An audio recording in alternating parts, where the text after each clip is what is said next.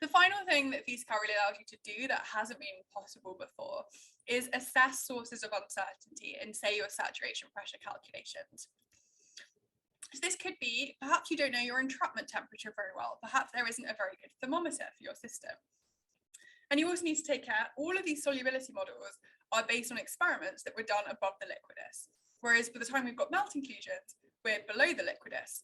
So you might not only want to investigate if you set your melt inclusion at 1000 or 1050 degrees, how much difference that makes, but also how these models are behaving if you're taking them outside the temperature range of their calibration.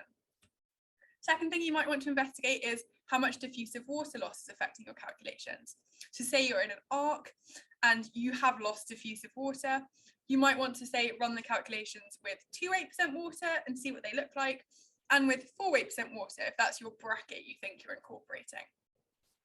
And then the one we're going to do as an example is assessing the sensitivity to CO2. Now there are two main ways CO2 comes into calculations. The first is CO2 loss to a vapor bubble.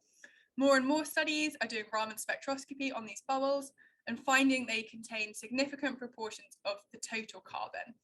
But yet most of our melt inclusion data in the literature did not measure vapor bubbles. So you might want to take a literature data set and say, well, actually, those are minimum estimates. How much could that saturation pressure change if we're adding bubble carbon? Other things we're not talking about here, but say you don't really have a very good constraint on how much PEC has happened. This might be in an olivine system where you don't know your initial iron content, like in Iceland, or this could be when you're dealing with more difficult minerals like plagioclase or pyroxene, where there aren't as good post-entrapment crystallization corrections. You might want to see how much sensitivity the major elements have for different PEC corrections and how much that affects your pressure. So the first example is, let's think about Plagioclase hygrometry. This is a very popular tool, particularly that's used in ARC studies, where we measure the anorthite content of our melt and our plagioclase. We feed that into a hygrometer and we calculate water content. Then the next step is people take that water content and they calculate a saturation pressure. But obviously that isn't assuming any CO2 because you can't get CO2 information from plagioclase. So while people are quoting these as minimum pressures, we can use VESIcal to say, well, actually, if we added 50, 100, 1000 ppm CO2, what would it do to our pressure? And this is really interesting because a number of studies have made diagrams like this. This is from Geiger et al. 2018.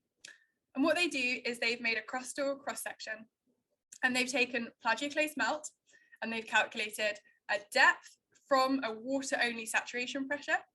And then they've done clinopyroxene melt barometry, and they basically invoked two separate magma storage regions.